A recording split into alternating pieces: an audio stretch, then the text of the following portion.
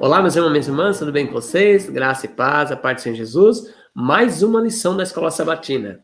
E hoje é a lição número 12, mensagem que vale a pena compartilhar. Se você não é inscrito no nosso canal, se inscreva, clica no sininho para receber novas notificações. Toda sexta-feira a gente tem live. Quando a gente estiver ao vivo, você recebe notificação que a gente está ao vivo, tá bom? É muito interessante você clicar no sininho e se inscrever.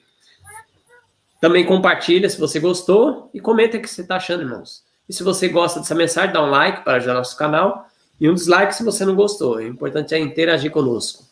E hoje conosco aqui, nessa lição 12 maravilhosa, nosso irmão Marcos. Olá, é um prazer estar mais uma vez aqui com os irmãos para estudarmos temas tão preciosos. Irmão Protágoras. Mais uma vez é um prazer com os irmãos e que nós possamos crescer juntos. Amém. Glória a Deus. Irmão Protágoras, poderia fazer a oração? Para a gente começar? Pois não. Santo Criador que habita nos céus, nós queremos agradecer ao Senhor por mais uma oportunidade de estarmos juntos recapitulando essa lição. Não nos deixe de falar nada que desagrade ao Senhor, mas que possamos ser direto ao ponto. É o que nós pedimos e agradecemos em nome de Jesus. Amém. Amém. Amém, Deus. Então o verso para nós dar o início aqui está no Apocalipse 14, versos 6 e 7, que diz assim: Vi outro anjo voando pelo meio do céu, tendo o evangelho eterno para pregar aos que se assentam sobre a terra, e a cada nação, e tribo, língua e povo, dizendo: em grande voz, teme a Deus e dai glória, pois é chegada a hora do seu juízo, e adorar que ele fez o céu e a terra e o mar e as fontes das águas. Que texto poderoso, né, irmãos? Aqui na própria lição está dizendo assim, ó, só para dar uma introdução: a essência do evangelho é Jesus. Ele morreu por nós e agora vive por nós. Ele veio uma vez para nos libertar da punição e do poder do pecado. Ele voltará para nos libertar da presença do pecado. Olha que interessante, irmãos. Então hoje a gente está vencendo o nosso pecado. Jesus está nos libertando do poder do pecado e ele vai vir para nos salvar da presença do pecado. Irmão Marcos? É isso mesmo, irmão Alexandre. E aqui falou que veio para libertar da punição, né? Mas ele liberta da punição para quem? Para quem vencer, né? Porque quem não vencer, infelizmente, não vai ter essa dádiva aí de Deus, né? A sua maravilhosa graça. E aqui está falando sobre vencer, né? Vencer. Mas o que é vencer, né? Ó, Apocalipse, se a gente for lá para Apocalipse, nós vamos ver bastante Apocalipse nessa lição. Mas se nós formos lá para o capítulo 2, capítulo 3, fala sobre a carta para as igrejas, né? E aí, olha só que interessante, né? Em Apocalipse 2, 7, fala para a primeira igreja, que é Éfeso. E aí ele fala lá: ao que vencer, dar-lhe-ei de comer da árvore da vida que está no meio do paraíso de Deus. Aí quando ele fala para Esmirna, a segunda igreja, lá no verso 11 do capítulo 2, fala assim, ó: o que vencer não receberá o dano da segunda morte. A terceira igreja, que é Pérgamo, lá no verso 17, fala: ao que vencer, darei a comer do maná escondido, e dar-lhe-ei uma pedra branca, e na pedra um novo nome escrito, o qual ninguém conhece senão aquele que o recebe. Aí para a quarta igreja, que é Tiatira, lá no verso 26, fala: e ao que vencer e guardar até o fim as minhas obras, eu lhe darei poder sobre as nações. A quinta igreja, Sardes, lá no verso 5, fala, do capítulo 3, o que vencer será vestido de vestes brancas, e de maneira nenhuma riscarei o seu nome do livro da vida, e confessarei o seu nome diante do meu Pai e diante dos seus anjos. Aí a sexta igreja, lá no verso 12 de Apocalipse 3, fala: a quem vencer, eu farei coluna do templo do meu Deus, e dele nunca sairá, e escreverei sobre ele o nome do meu Deus. E o nome da cidade do meu Deus é a Nova Jerusalém, que desce do céu do meu Deus, e também o meu novo nome, né? E a sétima igreja, que é Laodiceia, né? Que fala lá, ó, verso 12 de Apocalipse 3. A quem vencer, eu farei coluna no templo do meu Deus, e dele nunca sairá.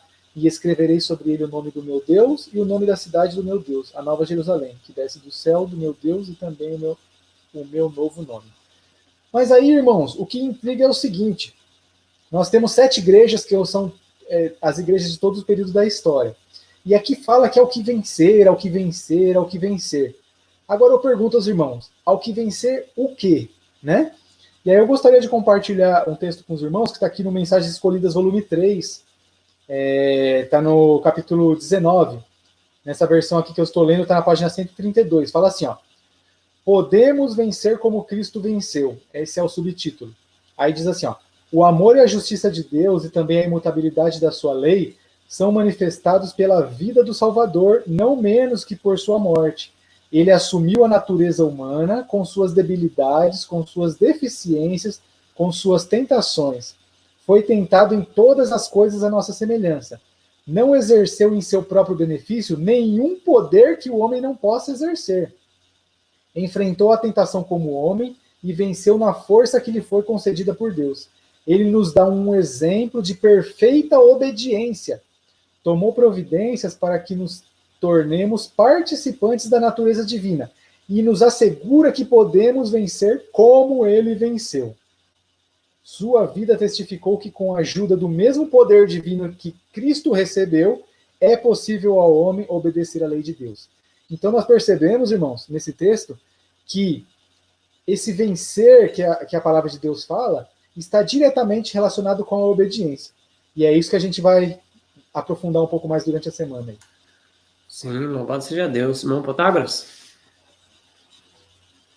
Pois não, irmão Alexandre. Olha, é bem interessante que a lição dessa semana, ela centra, então, nos eventos finais. Primeiro, o tema principal do trimestre é falar de testemunho, testemunhar de Cristo, não é? Agora, na lição dessa semana, ela fala um pouco da mensagem que nós temos para o nosso tempo, que nós chamamos de verdade presente, porque em cada era existe uma verdade presente. Nós vamos falar disso principalmente na lição de domingo, não é? Mas a lição, então, ela vai concentrar, então, na segunda vinda do Messias, porque nós falamos muito nessa lição de testemunhar de Cristo, e a Bíblia inteira é testemunhar de Cristo. Você vê que no Velho Testamento testemunhava principalmente a primeira vinda. Falava da segunda também, mas principalmente a primeira. E lá já no Novo Testamento, principalmente a segunda. Então, é testemunhar da vinda de Cristo. Nós vamos falar sobre compartilhar essa mensagem, a mensagem para esse tempo, o tempo que nós estamos vivendo. Qual é a mensagem que devemos compartilhar no tempo que estamos vivendo? Temos que viver, não é? E que devemos, com muito amor, dar a advertência ao mundo. E qual é a relação dessas mensagens com o Apocalipse e com as mensagens que Cristo teve quando ele esteve aqui. Então, nós vamos nos concentrar principalmente nesse ponto. Então, qual é o papel da Igreja Adventista do Sétimo Dia, não é, nesse chamado? Porque nós cremos que nós somos a última igreja. Não existe igreja após Laodiceia, não é, no Apocalipse. Então, nós vamos entender que como eu posso falar? Nós vamos entender a responsabilidade que nós, adventistas, temos. Eu gostaria já de ler um texto que está em Eventos Finais. Está na página, a gente já estudou isso aqui, Eventos Finais, nas lives de sexta-feira. E aqui na página 41 está escrito assim, ó. Os adventistas do sétimo dia foram escolhidos por Deus como um povo peculiar, separado do mundo, com a grande talhadeira da verdade. Eles o cortou da pedreira do mundo e os ligou a si. Tornou representantes seus e os chamou para serem embaixadores seus na derradeira obra de salvação. O maior tesouro da verdade já confiado aos mortais, a mais solenes e terríveis advertência que Deus enviou os homens, foram confiadas a esse povo a fim de serem transmitidos ao mundo. Não é? Está em testemunho para a igreja, mas também está em Eventos Finais na página 41. Então veja, irmãos, que Deus nos deu uma verdade jamais confiada a mortais. É uma mensagem para a última geração, para o povo que está vivendo nos últimos dias da história terrestre. Então, essa é a mensagem que testemunha de Jesus. E essa é a mensagem para o tempo do fim. É a verdade presente para o tempo do fim. É exatamente essa mensagem que nós vamos estar estudando na lição número 12, que é a lição dessa semana. E nós vamos aprofundar um pouquinho mais, irmão Alexandre. Amém, irmãos. Louvado seja Deus. Vamos para domingo agora. A mensagem da verdade presente de Pedro. Segundo epístola de Pedro, capítulo 1, verso 12, está escrito assim, ó. Por essa razão, sempre estarei pronto para trazer para trazer-vos lembrados acerca dessas coisas, embora estejais certo da verdade já presente, convosco é nela confirmados. E o verso 16 a 21 diz assim: porque não vos demos a conhecer o poder e a vida do nosso Senhor Jesus Cristo, segundo fábulas engenhosamente inventadas, mas nós mesmos fomos testemunhas oculares da sua majestade, pois ele recebeu da parte de Deus, Pai, honra e glória, quando pela glória excelsa lhe foi enviada seguinte voz: este é o meu filho amado, em quem me comprazo. Ora, esta voz, vinda do céu, nós ouvimos quando estávamos com ele no Monte Santo. Temos assim tanto mais confirmada a palavra profética, e fazeis bem em atendê-la, como uma candeia que brilha em lugar tenebroso, até o dia que clarei a estrela da alva nasça em vosso coração. Sabendo primeiramente isso, que nenhuma profecia da Escritura provém da particular elucidação, porque nunca jamais qualquer palavra profética foi dada por vontade humana. Entretanto, homens santos falaram da parte de Deus, movido pelo Espírito Santo. Então, irmãos, aqui teve uma verdade presente para a época de Pedro, Cristo Jesus. Nós podemos falar sobre esse assunto, mas é a verdade presente para nossos dias. Irmão Marcos. Irmão Alexandre, é porque o termo verdade presente, como o próprio irmão Protágoras já antecipou, significa o quê? É a mensagem para o nosso tempo, né? Cada tempo teve uma mensagem. Lá na época do dilúvio, na época de Noé, qual que era a mensagem da verdade presente para eles? Era o dilúvio que viria, né? Aqui veio falando de Pedro. Qual que era a verdade presente para a época de Pedro, né, dos apóstolos? Era o Messias, né? João Batista ali sempre falando do Messias, então era a primeira vinda do Messias. E em todos os tempos, Deus tem uma verdade presente. E nós temos que entender que a verdade presente, ela tem um foco principal, mas ela, na verdade, é uma cadeia de assuntos, né? Não se baseia apenas num único assunto. Tem um assunto que é principal, mas ela abre um leque. E todo esse leque, eu costumo dizer que é como se fosse uma pirâmide. Ao topo, né? Mas tem a continuação. Então, nessa continuação tem vários assuntos que fazem parte da verdade presente. E eu gostaria de ler um texto com os irmãos que está em Primeiros Escritos, página 63. Diz assim, ó: há muitas verdades preciosas contidas na palavra de Deus, mas é a verdade presente que o rebanho necessita agora. Tenho visto o perigo dos mensageiros se afastarem dos importantes pontos da verdade presente, para se demorarem em assuntos que não são de molde a unir o rebanho e santificar a alma. Satanás tirará disto toda a vantagem possível para prejudicar a causa. Mas assuntos como, olha aqui, agora ele vem falando aqui, ele falou da mensagem que é a verdade presente que importa, e agora vai falar de alguns assuntos. Que assuntos são esses que estão relacionados com a verdade presente? Vamos lá.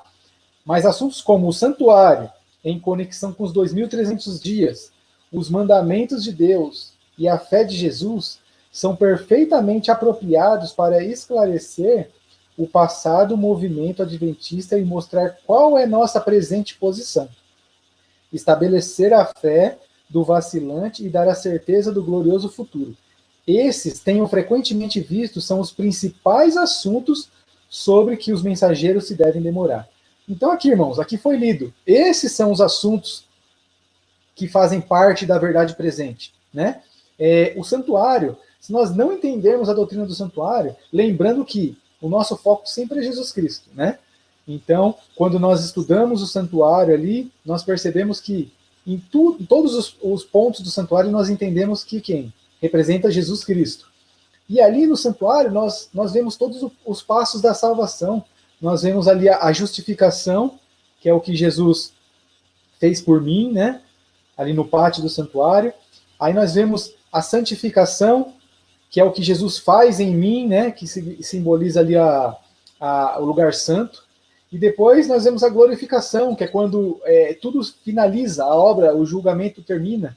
e aí Jesus vai vir para buscar os seus, que representam o lugar santíssimo. Então, por isso que lá em Salmo 77, 13, diz assim: o teu caminho, ó Deus, está no santuário. Aqui foi falado de juízo, né? Nesse texto que eu li aqui, falou a conexão do santuário com as 2.300 tardes e manhãs, né? Que lá de Daniel, que simboliza o juízo, né? E a guarda dos mandamentos de Deus. Então vocês percebem como é uma cadeia de assuntos. E dentre esses que foram citados aqui, se a gente for expandir um pouco mais, nós vamos ver que essa cadeia só vai aumentando. Tem um texto da irmã White que fala assim, que está no Conselho sobre Regime Alimentar, se eu não me engano, que diz que a mensagem de saúde é o braço direito da mensagem angélica. Então, assim, da terceira mensagem angélica.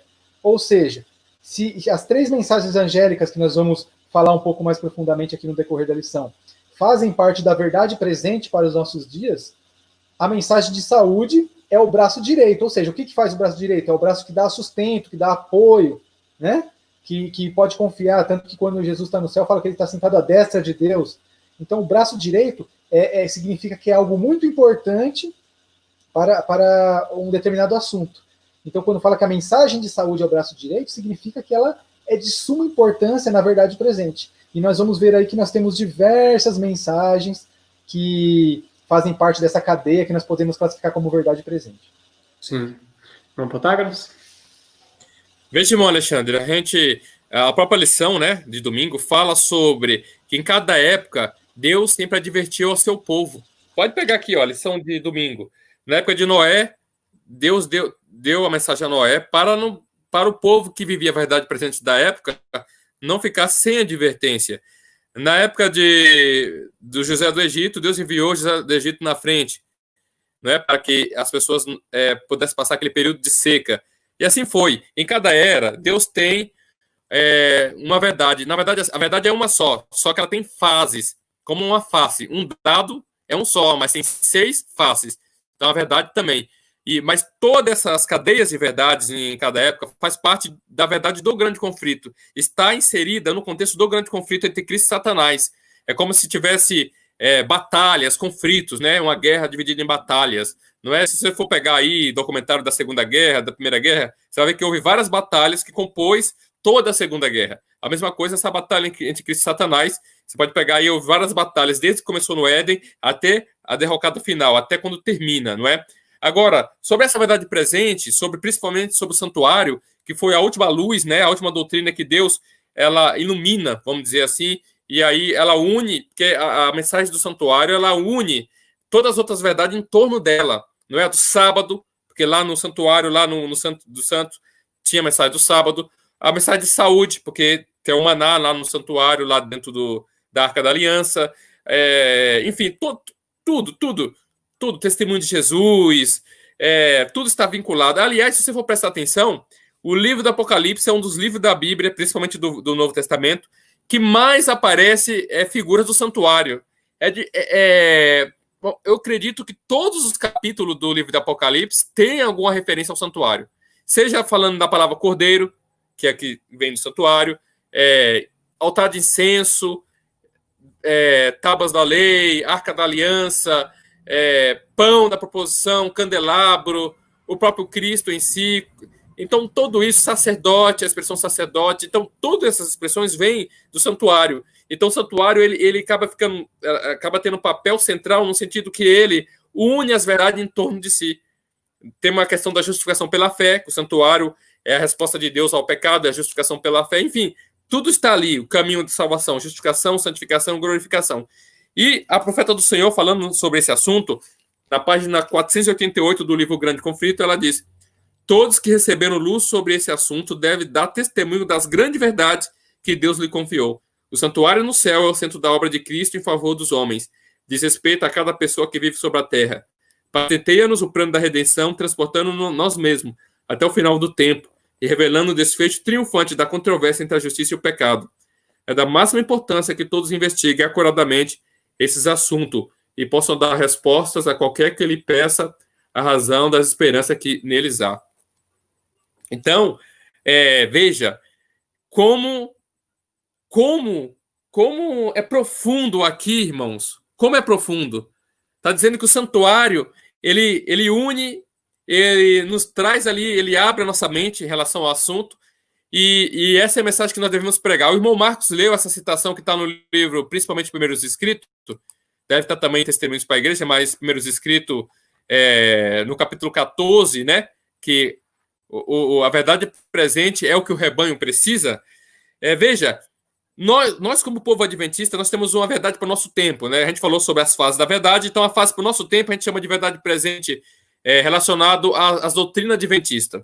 Agora, essas doutrinas elas devem ser levadas não só, como já foi falado nas outras semanas, só na teoria.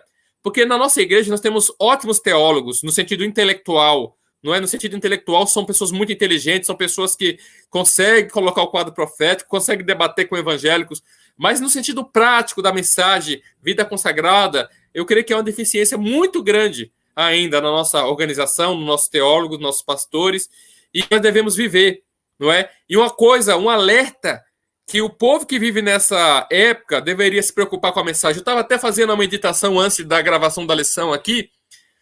Veja, nesses 2000 anos de história de cristianismo, vamos pegar um exemplo, as roupas das mulheres. Como que se vestiram as mulheres cristãs nesses 2000 anos de cristianismo? Se você pegar desde o começo, óbvio que as vestes mudaram, não é? Porque o tecido mudou, enfim, é um período muito grande. Porém, em todas as eras, as mulheres cristãs não mostravam seu corpo, a não ser os últimos 50 anos. Vamos pegar aí os últimos 50 anos. Nos últimos 50 anos, do nada, nesses 2000 anos, em menos de 10% do tempo, ou seja, 2% do tempo, que são os últimos 50 anos, as mulheres cristãs, do nada, mudaram suas vestes. Começaram a usar aquelas calças apertadas, mostrando as nádegas, mostrando as curvas, mostrando as pernas. E agora vamos pegar outro exemplo, a questão do casamento. Nesses 2000 anos de história, não havia separação, a igreja nunca aceitou separação, não havia, a não ser no caso quando um cônjuge abandonava e a pessoa ficava solteira por resto da vida, porque ela acreditava que o casamento era eterno, e é o que Paulo fala lá em 1 Coríntios 7, não é? Sobre se alguém separar, fique solteiro. Mas veja, que somente nos últimos 50 anos também que houve uma mudança em relação a essa questão do casamento, porque não havia. Os cristãos, até mais ou menos 50 anos atrás, se separassem, ficavam solteiros, não casavam mais. Mas mudou. Então veja como só no tempo que nós estamos vivendo, no tempo da nossa geração, é que mudou muita coisa. Mudou a música, mudou o comportamento geral, mudou muita coisa, se aceitou da noite para o dia. Coisas que em 1900 anos não mudou, nesses 50 anos para trás mudou. Então, realmente, o tempo que estamos vivendo são tempos solenes. E é por esse motivo que, mais do que nunca, no tempo que nós estamos vivendo, devemos levantar a bandeira da verdade presente e pregá-la, não é? Porque se nós não pregarmos, o povo vai perecer. Esses sinais que nós estamos vendo na nossa geração é o que demarca, principalmente dentro da nossa igreja, que Cristo está muito próximo de voltar. Amém. Amém. Irmão Marcos? Se me permite, eu gostaria de ler um texto, porque assim, ó, aqui no início da lição de domingo, falou assim, ó, ao longo da história da salvação, Deus enviou regularmente uma mensagem especial mediante a palavra profética, a fim de preparar o povo para o que viria. Então aqui está ressaltando que sempre que Deus tem uma mensagem, uma verdade presente, ele prepara seu povo através de um profeta, certo? Sim. E eu gostaria de ler... Oi? Qual livro? Não, isso aqui essa citação está aqui na lição mesmo. Certo, beleza. O livro que eu vou ler agora, o capítulo, é um trechinho do capítulo 3, do Mensagens Escolhidas, volume 1. Mensagens Escolhidas, volume 1, capítulo 3.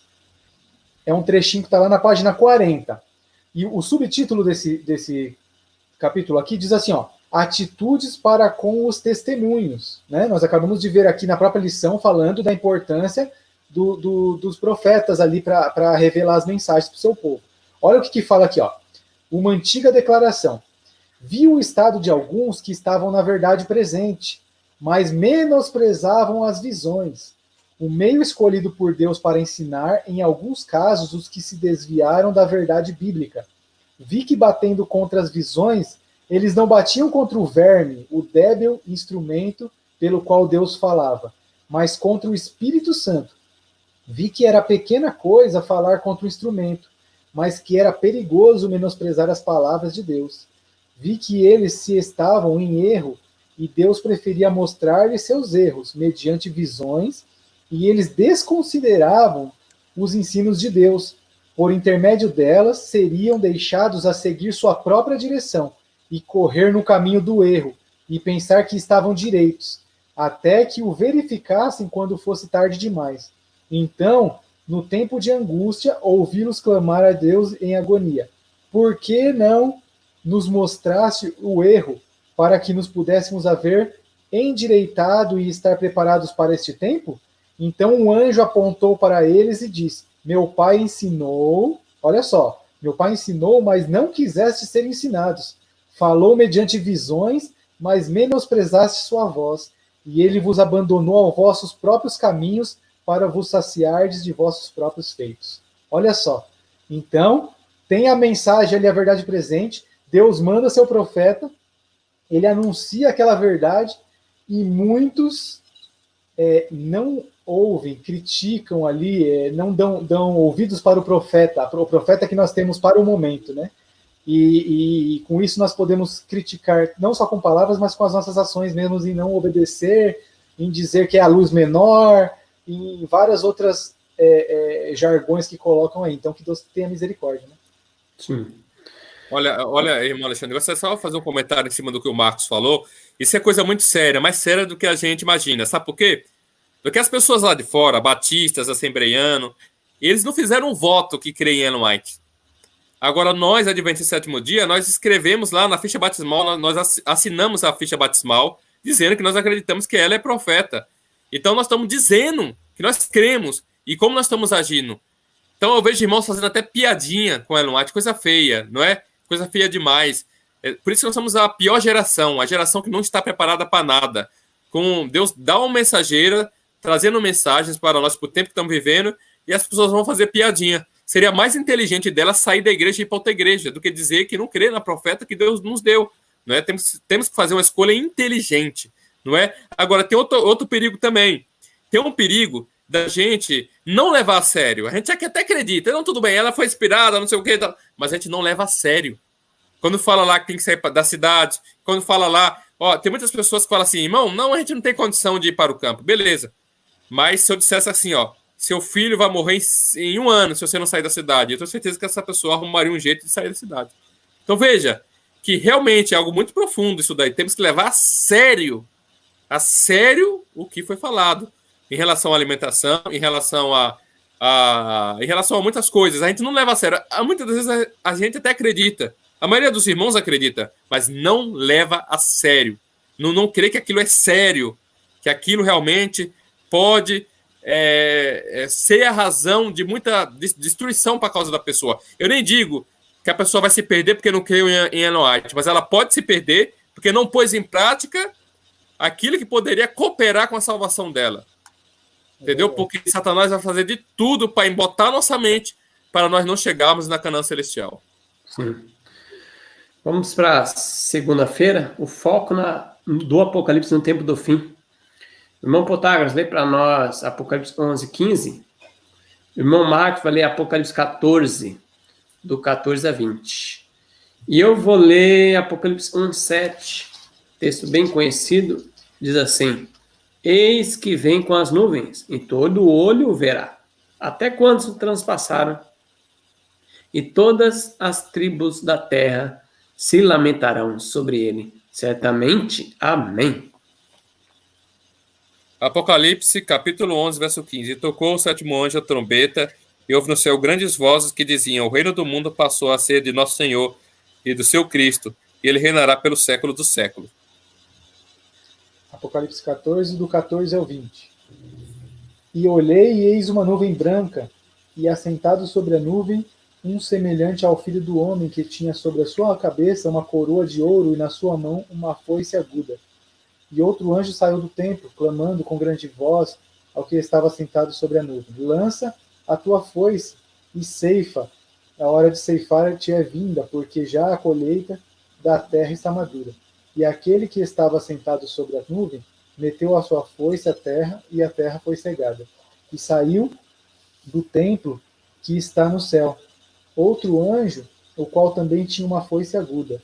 E saiu do altar outro anjo, que tinha poder sobre o fogo, e clamou com grande voz ao que tinha a foice aguda, dizendo: Lança a tua foice aguda e vindima os cachos da vinha da terra, porque já as suas uvas estão maduras.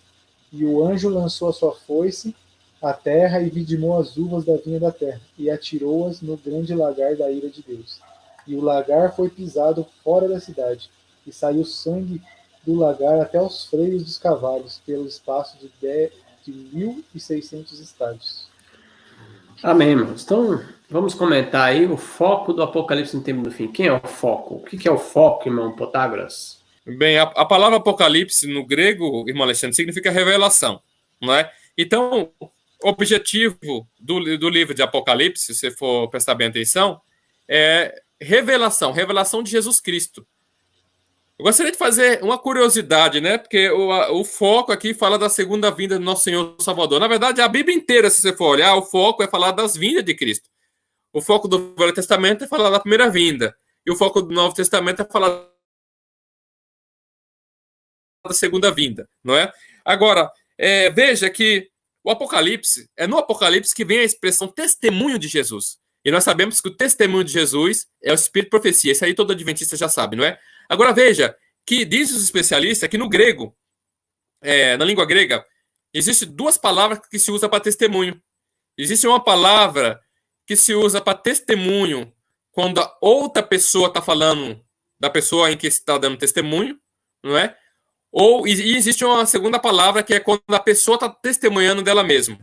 Ou seja, existe uma palavra, se eu for testemunhar de mim mesmo, existe uma palavra que se usa no grego, e se for outra pessoa testemunhando de mim, existe outra palavra. Então são duas palavras diferentes. Agora, a palavra que se usa testemunho de Jesus ali no Apocalipse é testemunho de si mesmo. Então, o Espírito de Profecia é Cristo testemunhando de si mesmo. Então, veja, olha a mensagem que Deus deu para os adventistas do sétimo dia. Então, quando nós falamos do livro do Apocalipse, o foco da mensagem é Cristo falando, é Cristo trazendo sobre os eventos finais. Ele revelou para o apóstolo João, através do dom do Espírito de Profecia, sobre as coisas que aconteceriam no final e como seria a vinda dele. E nós sabemos que, através da nossa profeta Ellen White, Deus deu revelações sobre como devemos viver nesse tempo. Deu revelações sobre o quadro profético de uma maneira ampla e deu revelações sobre o estilo de vida, como Deus espera que nós vivamos na época que estamos vivendo. Então, o foco é a vinda do Senhor. Porém, está correlato à vinda do Senhor ali, é a preparação do seu povo, é a preparação da sua igreja, a preparação da noiva, não é? Quando vai haver um casamento, a noiva se prepara muito tempo antes, há uma grande preparação, demorada até, e a igreja precisa desse preparo, não é? A igreja de Cristo precisa desse preparo. Então, um foco correlato é da igreja se preparar, através do Espírito de Profecia que o Senhor Deus deu à sua profeta Ellen White e também aos profetas da Bíblia, para o tempo que nós estamos vivendo. Bom, Marcos? É isso mesmo. E para complementar aqui essa lição da segunda-feira, nós temos que entender que aqui ela veio tratando bastante da volta de Jesus, né? Tem até aqui falou dos textos de Apocalipse, mas de quando Jesus foi assunto ao céu, a partir daí, então, já começou a se pregar isso, né? Atos 1:11 é o exemplo aqui, ó, o primeiro momento que a gente vê isso, que é quando eles estão desanimados lá, porque Jesus tinha morrido, e aí chega ali e o anjo pergunta, né? Homens galileus, por que estáis olhando para o céu? Aí ele fala, esse Jesus que dentre vós foi recebido em cima no céu, há de vir, assim como para o céu o viste ir. Então, desde Atos ali, depois que Jesus já foi crucificado, foi para o céu, ali já se começou a ser pregada essa mensagem. E eu costumo dizer assim que nós temos uma verdade presente, né? Como o irmão Protágoras falou aí, o foco na preparação, e é isso mesmo. nós temos uma verdade presente. E essa verdade presente vai culminar na volta de Jesus Cristo. Mas a verdade presente é o quê? Nada mais é do que uma mensagem de preparo para a volta de Cristo. Elas não são a mesma coisa, né? A volta de Cristo é um assunto, a verdade presente é outro assunto. Os assuntos da verdade presente nos preparam para a volta de Jesus Cristo. Eu vou ler um texto aqui que corrobora com isso que eu estou dizendo. Está lá em Testemunhos para a Igreja, volume 1, capítulo 20. Aqui nessa versão que eu vou ler está na página 123. Olha só o que diz aqui, ó. Vi que o povo de Deus precisa erguer-se e cingir a armadura. Cristo está voltando e a grande obra da última mensagem de misericórdia é de muita importância para que deixemos e nos ocupemos em responder à falsidade, deturpações e difamações que o grupo do Messenger criou e espalhou. Esse grupo, para os irmãos lá depois que quiserem olhar no livro, esse grupo aqui, Messenger, era um grupo dissidente da época, que começou a pregar heresias, né? E eles estavam pregando muitas coisas e as pessoas estavam perdendo o foco da mensagem da volta de Jesus, né? Aí continua aqui, ó. Devemos firmar-nos na verdade, a verdade presente. Estamos fazendo uma grande obra e não podemos descer. Lá e cita até Neemias 6:3, né? Satanás está por trás de tudo isso, buscando desviar nossa mente da verdade presente e da volta de Jesus. Vocês percebem que aqui tá fazendo uma separação? Está falando que Satanás está fazendo de tudo para desviar nossa mente do quê? Da verdade presente e da volta de Jesus. Uma coisa nos leva a outra, né? Aí fiz assim, ó. Disse o anjo, Jesus sabe de tudo isso. Dentro em pouco chegará para eles o dia do ajuste de contas. Todos serão julgados de acordo com o que fizerem no corpo. A língua mentirosa será detida. Lá é um texto de Provérbios 12:19, né? Os pecadores de Sião estarão atemorizados. O medo surpreenderá os hipócritas. Então, irmãos, a volta de Jesus é o final da história, né? Começou lá no céu com um grande conflito ali, com uma rebelião. A lei de Deus foi acusado, né? A lei foi acusada de não poder ser cumprida. E aí nós vemos toda a história, né? Jesus Cristo, os santos, os mártires. E aí isso tudo culmina aonde? Na volta de Jesus. Mas entre essa rebelião e a volta de Jesus, nós temos vários acontecimentos. E em cada época nós temos uma verdade presente. Então, a verdade presente nos prepara para que quando chegar esse momento da volta de Jesus, nós possamos estar com ele nas alturas dos céus. Amém. Glória a Deus. Agora nós vamos para a terça-feira, a mensagem do Apocalipse para o tempo do fim. Eu vou ler Apocalipse 14, verso 14 a 20, que fala da ceifa, diz assim: Olhei, eis uma nuvem branca, e sentado sobre as nuvens, semelhante ao Filho do Homem, tendo na cabeça uma coroa de ouro, e na mão uma foice afiada.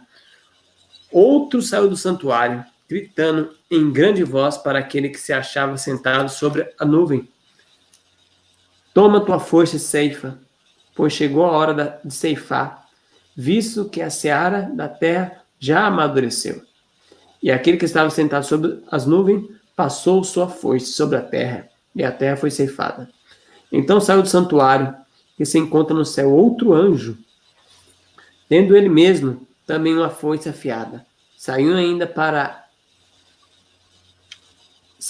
do altar outro anjo, aquele que tem autoridade sobre o fogo, e falou em grande voz aos que tinha foice afiada, dizendo: Toma tua foice afiada, e ajunta os cachos da videira da terra, porquanto as suas uvas estão amadurecidas. Então o anjo passou sua foice na terra, e vidimou a videira, e lançou no grande lagar da cólera de Deus. E o lagar foi pisado fora da cidade, e correu sangue no lagar até os freios do cavalo, numa extensão de 1.600 estádios. E Apocalipse 14, versos 6 a 7, vi outro anjo voando no meio do céu, tendo o evangelho eterno para pregar aos que se assentam sobre a terra, e a cada nação, tribo, língua e povo, dizendo em grande voz: Teme a Deus e dai glória, pois é chegada a hora do seu juízo, e adorar aquele que fez os céus, a terra, e o mar, e as fontes das águas. Então vamos comentar, irmão Protágoras, aí, Qual que mensagem que é essa aí para o tempo do fim? Então, irmão Alexandre, bem interessante, né? Primeiro fala de dois eventos. A ceifa, não é? Fala aí do lagar, fala de duas classes de pessoas aí, tá implícita nesse texto, não é? Mas também, se você for prestar atenção, fala aí das três mensagens angélicas que são centrais na mensagem adventista do sétimo dia. Quando nós pegamos ali dentro que Deus começou a revelar, não é? Todos os eventos ali por volta do século XIX, nós começamos a entender e Deus deixou bem claro sobre aquilo que nós chamamos de três mensagens angélicas. E o foco das três mensagens angélicas é exatamente a adoração, não é? Na primeira mensagem angélica é falado sobre adoração, mas fala sobre a verdadeira adoração, na primeira mensagem angélica. Na terceira, fala da falsa adoração, se você for olhar bem. Na primeira, chama o povo a adorar verdadeiramente o verdadeiro Deus da maneira correta, porque aí está o ponto central. É adorar o verdadeiro Deus da maneira correta, da maneira que ele pede. Porque muitas pessoas que louvam o Senhor no domingo, elas querem louvar o Deus de Israel, só que está adorando da maneira errada. O Senhor nos chama no dia certo de adoração. Então, você vê que ali fala aquele que fez os céus, a terra, o mar e a fonte das águas. A única outra passagem da Bíblia que usa essa expressão é o quarto mandamento. Não existe nenhuma outra passagem na Bíblia. Agora, veja, se você for prestar bem atenção também, a terceira mensagem angélica fala sobre o que vai acontecer com as pessoas que adoraram da maneira errada. Aquelas pessoas que não aceitou a primeira mensagem angélica, que não quis viver. Então, lá fala a terceira mensagem angélica, basicamente isso. A terceira mensagem angélica fala das pessoas que rejeitam a mensagem de justiça pela fé. Não é? Quem lê Eventos Finais sabe que a terceira mensagem angélica é equivalente à mensagem de justificação pela fé, segundo a nossa própria profeta. Isso foi revelado após a Assembleia de Minneapolis, de 1888.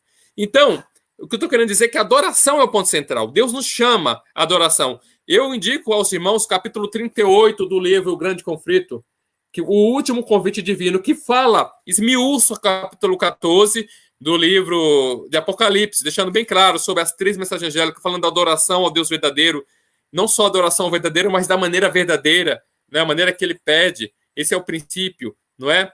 E quais são as consequências de não adorar a Deus? Essa é a mensagem que será dada, essa é a mensagem que será espalhada ao mundo, né? Como eu já li aqui no próprio Grande Conflito, Ellen White fala que todos que receberam essa mensagem devem espalhar essa mensagem ao mundo.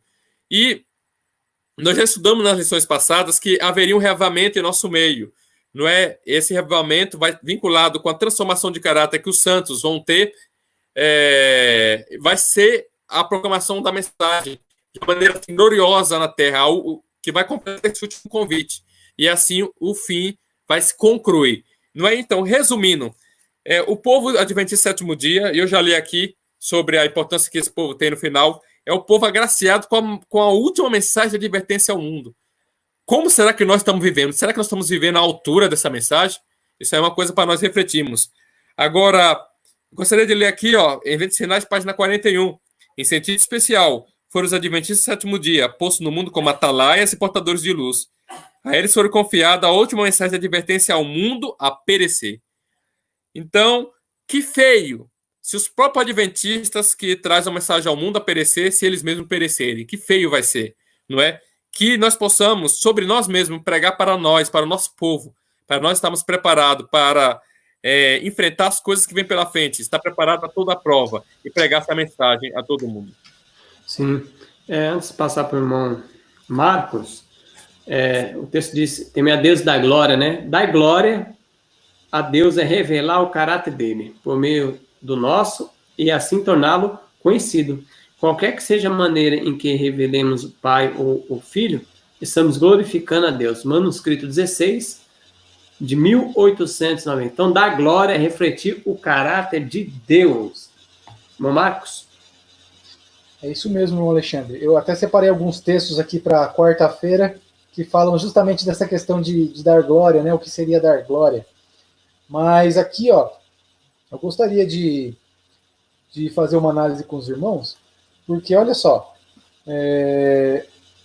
aqui em Apocalipse 14, porque aqui veio falando do foco falou um pouco aqui da ceifa, né? Da questão de quando Jesus vai vir fazer a colheita ali, né?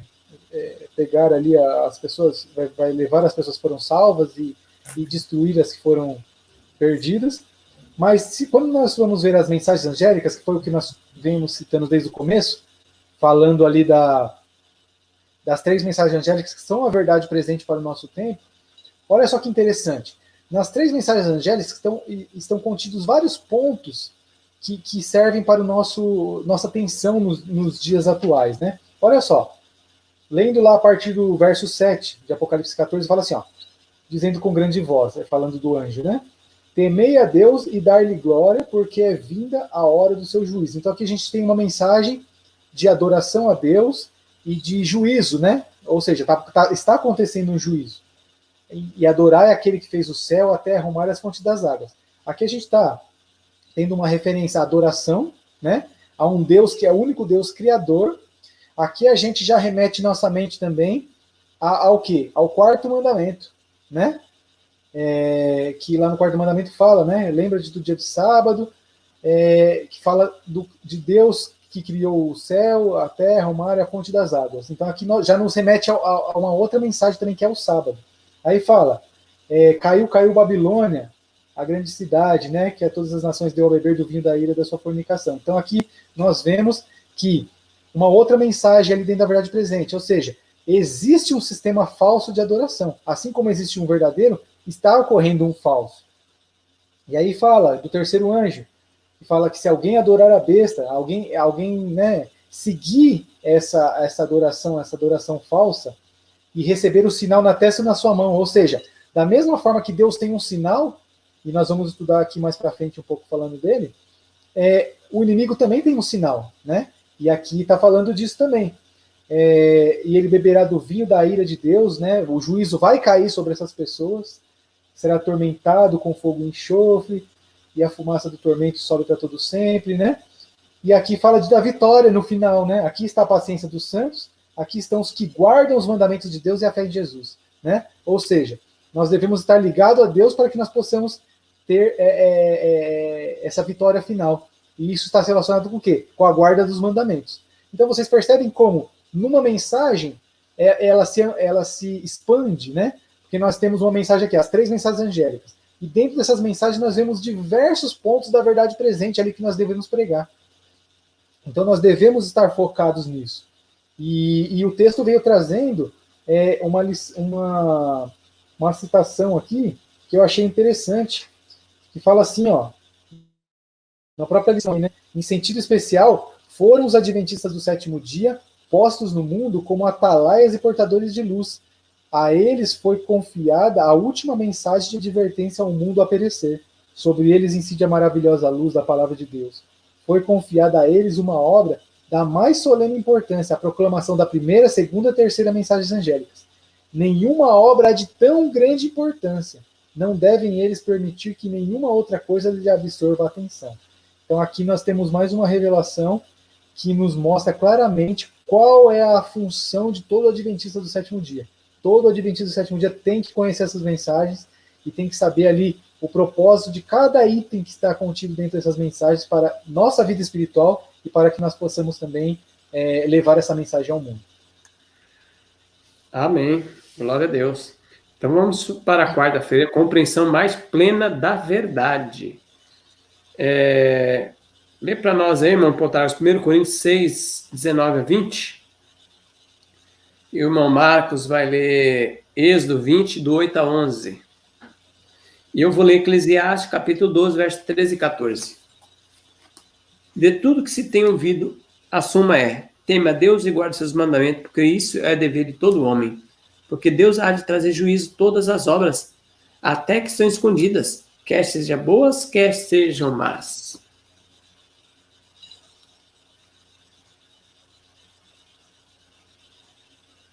Primeiro aos Coríntios, capítulo 6, verso 19 a 20. Ou não sabeis que o vosso corpo é santuário do Espírito Santo que habita em vós, o qual possui parte de Deus e o qual não sois de vós mesmo? Porque fosse comprado por preço, glorificai, pois a Deus no vosso corpo e no vosso espírito, quais pertence a Deus. Êxodo 20, de 8 a 11. Lembra-te do dia de sábado para o santificar, 6 dias trabalharás e farás toda a tua obra, mas o 7º dia é o sábado do Senhor teu Deus. Não farás nenhuma obra, nem tu, nem teu filho, nem tua filha, nem teu servo, nem tua serva, nem o teu animal, nem o teu estrangeiro que está dentro das tuas portas, porque em 6 dias fez o Senhor os céus, a terra, o mar e tudo o que neles há. E ao 7º dia descansou. Portanto, abençoou o Senhor o dia de sábado e o santificou. Quarto mandamento. É que benção. Compreensão mais plena da verdade. Então, Gênesis capítulo 2, verso de 1 a 3, fala que Deus é o Criador, Ele criou tudo. O irmão Marcos leu aí em Êxodo 20, o sábado é o memorial da criação. O irmão Potar falou que o nosso corpo é templo do Espírito Santo, né? Então, saúde. E Eclesiastes 12, 13 a 14, fala que nós devemos obedecer os mandamentos de Deus, é o dever de todo homem. Então, irmãos, vamos nessa compreensão mais plena da verdade, todas essas verdades aí. Irmão Protágoras.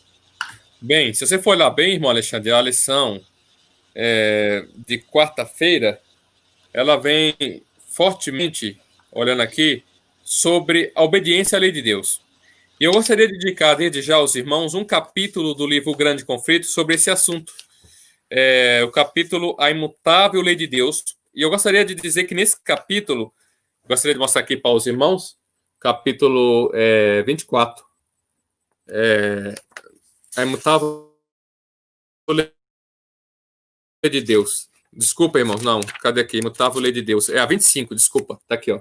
25, a imutável lei de Deus. Nesse capítulo, Ellen White faz um estudo completo sobre a relação entre a lei de Deus e todas as outras verdades presentes.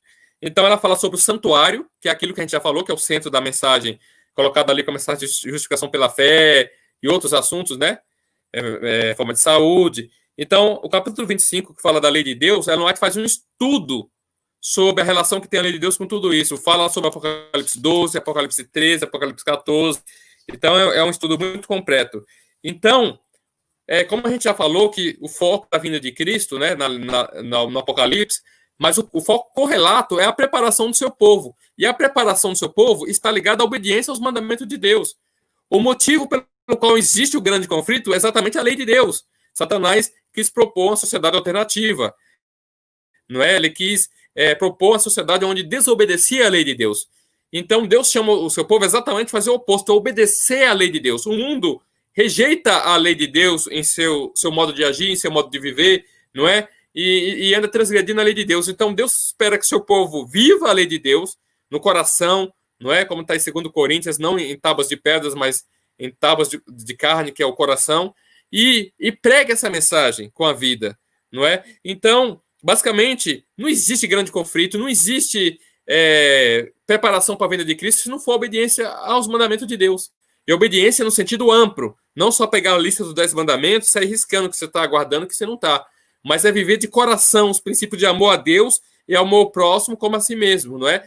Então, basicamente, todo o centro, a gente fala da volta de Cristo, todos esses eventos, mas o ponto que mais precisamos saber é como eu tenho me preparado para esse momento. Qual a relação entre esse preparo e a lei de Deus? Porque, veja, que Paulo achava que ele guardava a lei de Deus. Ele achava que guardava. Quando o Espírito Santo tirou a escama dos olhos dele, ele viu que ele transgredia, que ele vivia transgredindo os mandamentos de Deus. Então, isso é uma coisa para a gente discutir muito séria. Nós podemos estar como o jovem rico, achando que está obedecendo a lei de Deus, mas, na verdade, nós temos ídolos em nossos corações. É muito mais profundo do que a gente suponha. Não é? A mensagem é muito mais profunda. É exatamente esse o tema da lição aqui, o título da lição de quarta-feira. Compreensão mais plena, mais profunda da verdade. Não é que Deus nos ajude a viver essa compreensão mais plena, resplandecendo para o mundo essa verdade, que é a última mensagem de advertência ao mundo. É a lei de Deus em nossas ações. E assim o mundo vai se convencer, não é? De que existe uma vida melhor do que essa que eles vivem. Amém. Bom, Marcos. É isso mesmo, irmão. E eu gostaria de fazer também 2 citações. O irmão Alexandre já leu um texto muito interessante ali sobre o que é dar glória a Deus ali, né? Eu gostaria de ler 2 citações aqui. Um que está na História da Redenção e o outro Testemunhos para a Igreja, que corrobora um pouco com o que o irmão Alexandre disse. O que está relacionado a esse dar glória a Deus, né? Fala assim, ó. História da Redenção, 173. Satanás exultou que houvesse sido bem-sucedido em levar Moisés a pecar contra Deus. Por esta transgressão, Moisés viera sob o domínio da morte. Se tivesse continuado fiel, a sua vida não tivesse sido manchada por aquela única transgressão, deixando de dar a glória a Deus, de ter tirado a água da rocha, ele teria entrado na terra prometida e teria sido trasladado ao céu sem ver a morte. Miguel ou Cristo, com os seus anjos que o sepultaram, Moisés, desceram do céu depois de ter ele permanecido na sepultura, em breve tempo ressuscitaram-no e levaram para o céu. Então aqui é um texto que mostra que Moisés deixou de dar glória a Deus quando ele desobedeceu a Deus, né? Ele cometeu aquela pequena falha lá, ficou nervoso ali, e como Deus já havia dado uma orientação a ele, como ele cometeu esse pecado, ele falhou ali contra Deus, ele deixou de dar glória a Deus. E o outro texto está em Testemunho para a Igreja, volume 6, capítulo 26. Diz assim, ó, aqui está falando relacionado ao povo de Israel, né? Sua obediência às leis de Deus os tornaria uma maravilha de prosperidade perante as nações do mundo. Aquele que lhes poderia dar sabedoria e habilidade em toda a obra de arte continuaria a ser seu mestre e os enobreceria e levaria por meio da obediência às suas leis. Olha só.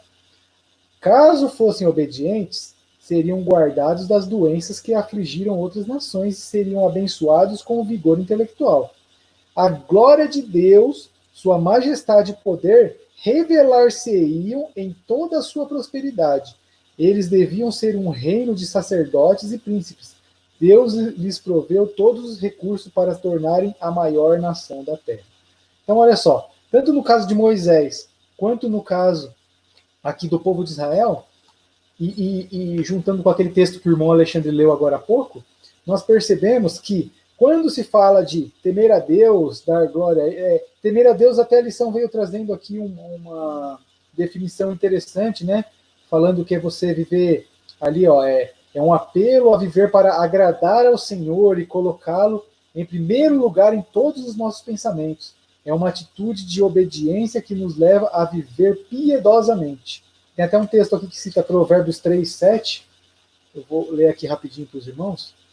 Provérbios 3:7. Falando dessa questão de temer, né? Ó, fala assim, ó, não seja sábio os teus próprios olhos. Teme ao Senhor e aparta-te do mal. Então, vocês veem, o temer ao Senhor é o que? É você se apartar do mal, né? É você andar nos caminhos de Deus. E aí vem esses textos falando do que é dar glória, né? Dar glória a Deus é viver em obediência, porque quando Deus nos pede uma coisa, se nós vivermos de acordo com o que Deus pediu, automaticamente nós vamos estar dando glória ao seu nome. Quando nós fazemos a nossa vontade e não a de Deus, a glória vem para o homem, né? Então que Deus possa ter misericórdia, que nós possamos viver sempre para dar glória ao Deus, ao nosso único Deus, né? Amém. Vou ler um texto aqui, mano, tá no comentário da lição de quarta-feira, sobre saúde. É interessante, né, irmão Marcos citou isso aí, né? Saúde é muito importante. O irmão Protágoras leu o texto, 1 Coríntios capítulo 6. Nosso corpo é a possessão adquirida de Cristo, e não nos chamamos na liberdade de fazer com ele o que nos apraz. Todos quanto compreendem as leis de saúde devem reconhecer sua obrigação de obedecer essas leis, estabelecida por Deus em nosso ser. A obediência às leis de Deus deve ser considerada questão de dever pessoal.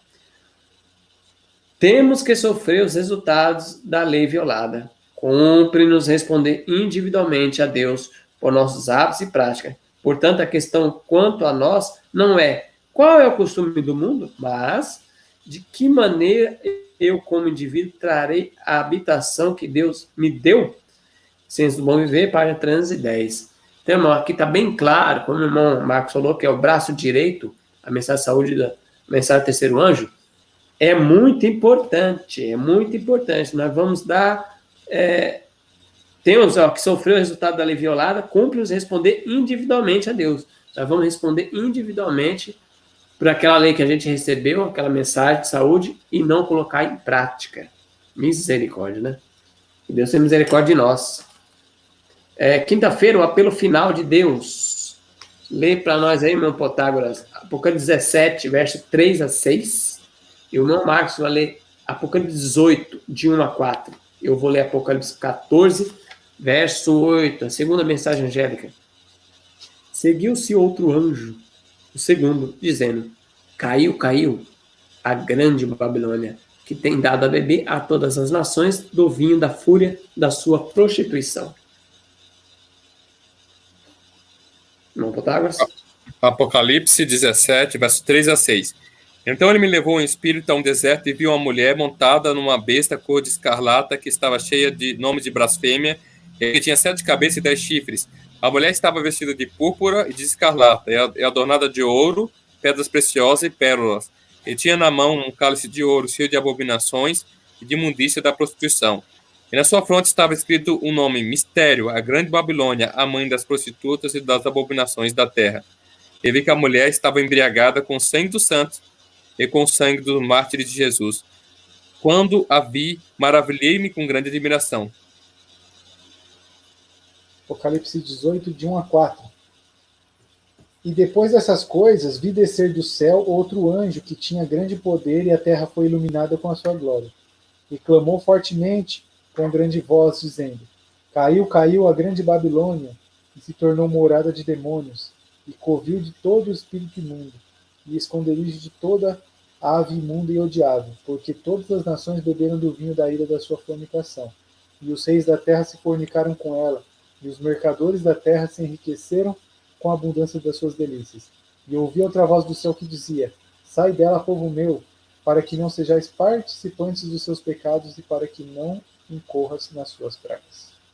Em Apocalipse capítulo 14, verso 9 até o 12, terceira mensagem angélica, seguiu-se a este outro anjo, terceiro, dizendo em grande voz: Se alguém adorar a besta e a sua imagem receber sua marca na fronte ou sobre a mão, também esse beberá do vinho da cólera de Deus, preparado sem mistura, do cálice da sua ira, e será atormentado com fogo e enxofre diante dos santos anjos, na presença do Cordeiro. A fumaça do seu tormento sobe pelo século dos séculos, e não tem descanso algum, nem de dia nem de noite, os adoradores da besta e da sua imagem, a quem quer que receba a marca do seu nome. Aqui está a perseverança dos santos, os que guardam os mandamentos de Deus e a fé de Jesus. Irmão Protágoras, o apelo final de Deus. Quinta-feira. Veja, irmão Alexandre, que a lição de quinta-feira, ela entra em profundidade aí, né? Fazendo a comparação entre o que Deus espera, o que Deus preparou para a humanidade e o que esse último sistema que a gente chama de Babilônia, não é? Simbolizada pela Igreja Romana e suas filhas, que fica claro aí em Apocalipse 17 que tem também as suas filhas, e todo o sistema que ela criou propõe. Então, o que ela propõe? Então, vamos pegar. Nós temos no Gênesis, porque o plano original está no Gênesis. No plano original do Gênesis, nós temos um dia de adoração. E esse sistema vai propor o outro dia de adoração, que é o domingo. Nós temos no Gênesis um tipo de casamento, não é? E nesse sistema existe outro tipo de casamento. Aí você fala assim, não, mas a Igreja Romana não pega outro tipo de casamento. Sim, mas o sistema do mundo atual, que é dominado por essa igreja de alguma maneira, não é? Prega, sim, outro tipo de casamento, contrário às escrituras, contrário ao Gênesis, não é? Então, você vê que é uma contraposição, não é? Assim como tem um dia lá, tem um dia cá. Tem um casamento do Éden, tem um casamento que não é do Éden, que é a Igreja Romana, que o sistema babilônico, vamos dizer assim, propõe, né? O sistema de Babilônia. E veja, a profeta do Senhor também já falou em um de seus escritos que a queda da Babilônia, ela não é de uma vez só. Ela é aos poucos. Então, ela não era total ainda no tempo dela. E não é total ainda no nosso tempo. Ou seja, doutrinas novas vão surgir. E doutrinas contrárias ao plano original de Deus. Então, aguardemos que vão sair dali doutrinas muito mais contrárias. Ainda hoje, ainda existem algumas coisas como contra o aborto, sim, é verdade. Mas a queda vai ser paulatinamente, ou seja, aos poucos.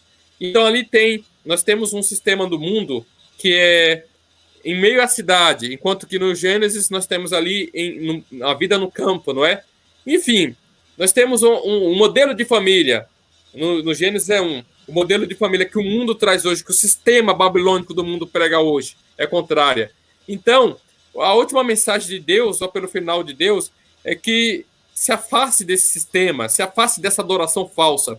Agora, eu gostaria de fazer uma observação aqui, Alexandre e irmão Marcos, que adoração não consiste só em falar com palavras. Eu adoro a Deus, eu adoro Satanás. Mas a maneira com que nós vivemos. Então, se a gente vive o modelo de vida que o mundo prega hoje, nós estamos num sistema falso de adoração. Se a gente põe de lado a palavra de Deus para ficar do lado da chamada ciência atual, nós estamos na falsa adoração. Eu até gostaria de indicar a palestra A Tempestade se Aproxima, com Bruce Telfer, a palestra 5. Fala um pouco sobre essa falsa ciência que existe hoje. Não é que nós estamos negando a ciência, mas existe muita coisa da ciência boa, mas existe muita coisa da ciência que é contrária à palavra de Deus e que são meras teorias humanas, né? Compreensões humanas acerca do mundo. Compreensões essas que são transitórias, né? A mente humana ela se reduz ao conhecimento científico que tem naquele momento. Não existe muitas coisas mais para se descobrir e tudo pode mudar. Enfim, então, Deus tem um apelo às pessoas que vivem nesse mundo. Que nós possamos viver com nossa vida o estilo de vida do Éden. Essa é a verdadeira adoração. Não adianta dizer, eu adoro a Deus, levanta a mão, eu adoro a Deus, mas se você vive conforme o mundo vive, na prática do casamento, na prática da comida, na prática da vida como um todo, você está na falsa adoração. Então o apelo final de Deus é adorai aquele que fez os céus, a terra e o mar e a fonte das águas. Ou seja, viva de maneira verdadeira, viva os princípios do Éden, a lei de Deus, os mandamentos. Aliás, os mandamentos de Deus é, na verdade, o plano original de Deus. Os 10 mandamentos é a volta ao plano original de Deus. Quando fala assim, não matarás, onde foi que Deus deu a vida? No Éden. Quando fala lá, não adulterarás, onde foi que Deus deu o casamento? No Éden. Quando fala lá, lembra-te do dia do sábado, onde foi que Deus deu o sábado? No Éden. Quando fala, não terás outro Deus diante de mim, adoração ao verdadeiro Deus se fazia onde? No Éden. E quando Deus dá o segundo mandamento, que é não façais imagem de escultura, o primeiro mandamento nos ensina que devemos adorar o verdadeiro Deus. O segundo mandamento nos ensina que devemos adorar o verdadeiro Deus da maneira com que ele escolhe, não da maneira com que eu escolho. Então tudo isso está ali centralizado no Éden, não é no Jardim do Éden. Então os mandamentos de Deus, ele é, na verdade, uma tentativa de voltar ao plano original. No livro Patriarcas e Profetas, quando dá a lei de Deus, a irmã Ati comenta que se o povo tivesse conservado os mandamentos de Deus na mente, não havia nem necessidade de Deus dar os 10 mandamentos. Olha como é que é profundo, não é? Inclusive, antes de Deus dar os 10 mandamentos, eles já tinham que guardar o sábado. E quando eles saem para pegar o maná no sábado, Deus fala bem assim para Moisés, até quando esse povo vai recusar guardar os meus mandamentos? E Deus não tinha dado ainda os 10 mandamentos. Mas ele fala, até quando esse povo vai recusar a guardar os meus mandamentos? Então veja, que já é um princípio que vem do Éden, não é? É o princípio que a gente chama de plano original de Deus. Que por esse motivo Deus levanta a igreja adventista do sétimo dia para apontar para o plano original de Deus, para a lei de Deus, que é o resumo desse plano original. Para que nós, como povo, vivamos esse plano original e preguemos esse plano original. Esse é o último convite divino. Bom, Marcos? E complementando o que o irmão Protágoras disse, né, indo na mesma linha aqui, ó, a lição até falou aqui, ó, Deus levantou a igreja adventista do sétimo dia para exaltar a mensagem de Cristo em toda a sua plenitude. E a mensagem de Cristo inclui, inclusive, a vitória sobre o pecado, né? É uma mensagem para os nossos dias. É uma mensagem ali que Cristo veio provar através da sua vida que é possível vencer. E aqui embaixo veio falando, né, da questão dos dias, né, do sinal. Lá fala que da adoração, né, o sinal aquele que recebeu o sinal na testa, na sua mão. Que sinal é esse, né? Nós sabemos que o selo de Deus ali é o sábado, que está lá no 4º mandamento da lei de Deus. Agora, muitos perguntam, né? E o domingo? E o sinal da besta? O que é o sinal da besta, né? E aqui eu queria ler um pedaço de um texto do Eventos Finais com os irmãos, que lá na página 223, 224, que diz assim, ó, aqui está falando claramente qual é esse sinal da besta, né?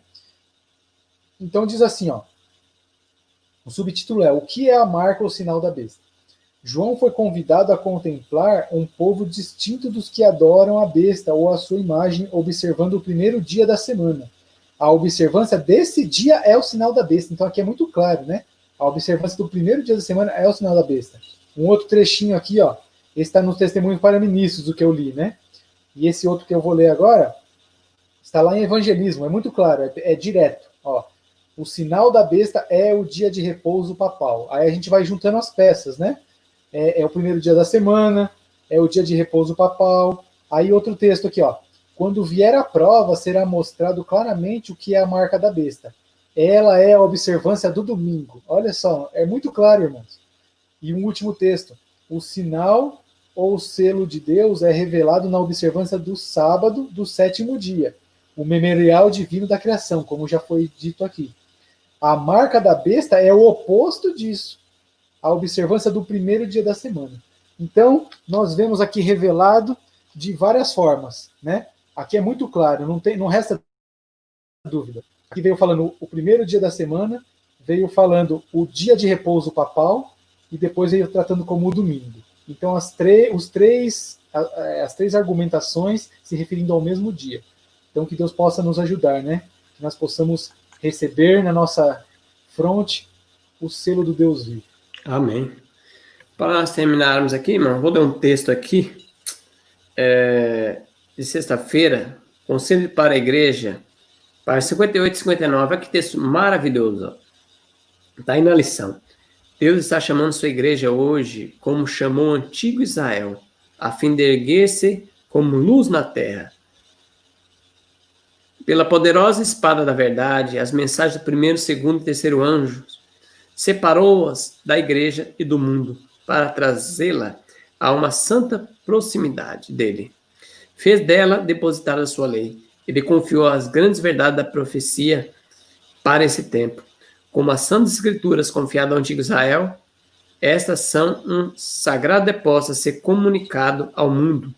Os 3 anjos do Apocalipse 14 representam o povo que aceita a luz das mensagens de Deus e vão como agentes seus fazer soar a advertência por toda a extensão e largura da terra. Cristo declara a seus seguidores: vós sois a luz do mundo, Mateus 5,14. A toda pessoa que aceita Jesus diz: a cruz do Calvário, vede o valor da alma. Ide por todo mundo, pregar o evangelho a toda criatura. Marcos 16,15. Não se deve permitir que coisa alguma impeça essa obra. É a obra mais importante para esse mundo. Deve ser de tão vasto alcance como a eternidade. O amor que Jesus manifestou pelas pessoas no sacrifício feito por sua redenção atuará em todos os seus seguidores. Cristo aceita. E com que prazer todo agente humano que a ele se renda. Leva o humano à união com o divino, mas que possa comunicar ao mundo os mistérios do amor encarnado. Fale sobre a mensagem de sua verdade. Ore por ela, cante, encha dela o mundo e prossiga avançando para regiões longínquas. Olha que texto interessante, irmãos. Então, para fechar aí, irmãos, quer resumir aí o que essa mensagem trouxe para nós? Eu gostaria, sim, irmão Alexandre, de falar. Veja que a Ellen White fala que nós devemos ser, como o próprio mestre falou, luz para o mundo. Ela diz assim, que nós devemos erguer-se como luz na terra. Como assim nós vamos erguer-se como a luz na terra? Nós já não temos uma igreja que prega aí nos 5 continentes habitados? Mas veja, é mais profundo. Erguer-se como luz na terra é nós e nossa própria vida, não é? É proclamar os princípios que já foram elencados aqui, não é? De vida. Não é? Nós temos uma educação, deveríamos pelo menos ter uma educação diferente, ter um estilo de família diferente, alimentação, vida no campo, música, sábado, enfim, nós deveríamos ser referência no mundo, saúde, não é? Então Deus nos chama para que nós se erguemos, buscando nele mesmo força, né? Então lá, se eu não me engano, é Isaías 24, 5, que se apodere de minha força, que se faça paz comigo. Exatamente essa mensagem do Evangelho. Apoderar-se da força de Deus. Não me envergonhe do Evangelho, pois é o poder de Deus para a salvação daqueles que creem. Então, nós devemos se apegar nessas promessas para que o Senhor transforme nossa vida, nosso caráter. E ao fazer isso, ao vivermos dessa maneira, sermos luz para o mundo. Naquele filme, Até o Último Homem, que fala da história do adventista na Segunda Guerra, essa pessoa, ela tomou a decisão de viver a luz que ela conhecia. Ela não pensou assim, vou viver a luz que eu conheço, e essa história vai ir para o cinema e vai evangelizar muita gente. Ela não pensou assim, não. Ela pensou assim, eu vou ver a luz, ela nem imaginava. Na verdade, ela foi até hostilizada na época, né? Porque as pessoas que na Segunda Guerra não queriam derramar sangue, mesmo que seja do inimigo, elas eram hostilizadas. Então, ele escolheu ser fiel a Deus, seguiu o princípio, e por isso foi feito aí luz para o mundo na época dele, e até hoje a história dele se conhece. Então, a mesma coisa é o povo do povo adventista hoje. Se nós escolhermos viver essa mensagem na prática, uma mensagem de misericórdia, uma mensagem de amor a Deus e de misericórdia aos homens, não é de amor aos homens mostrando-se misericordiosos, nós vamos se tornar, nós vamos se erguer como luz para o mundo. E como não se pode esconder uma lâmpada embaixo da cama, se você colocar uma lâmpada debaixo da cama, todo mundo vai perceber que ali tem uma lâmpada, não é? A mesma coisa somos nós. Se nós vivermos essa mensagem, as pessoas elas vão perceber, ainda que estejamos escondidos em algum lugar, que ali existe uma pessoa diferente. E nós somos uma luz para esse mundo. E as pessoas que sofrem no mundo vão perceber e vão querer viver esse estilo de vida, esse estilo de adoração. Bom, Marcos, a gente viu aqui que Israel foi um depositário de Deus, né? E agora nós somos depositário de Deus, né? Da lei do Senhor. Olha, que interessante, né? Pois é. E aqui fala, né, que para que nós somos chamados, né? Então ele está chamando, Deus está chamando a sua igreja hoje, Deus está nos chamando hoje, né? Para que nós possamos ser uma luz nessa terra, como o Protágoras já disse. E eu gostaria, se o irmão me permitir, de finalizar com um último texto aqui. Ele está tanto na meditação Cuidado de Deus, quanto na Maranata. E é mais uma vez falando essa questão do preparo, do selo de Deus, né, no seu povo.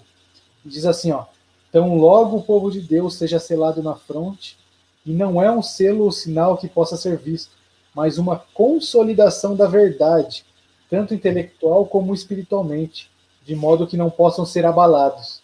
Então logo o povo de Deus esteja selado e preparado para a sacudidura, ela virá. Na verdade, ela já começou. Os juízos de Deus estão agora sobre a terra, para advertir-nos a fim de que saibamos o que virá.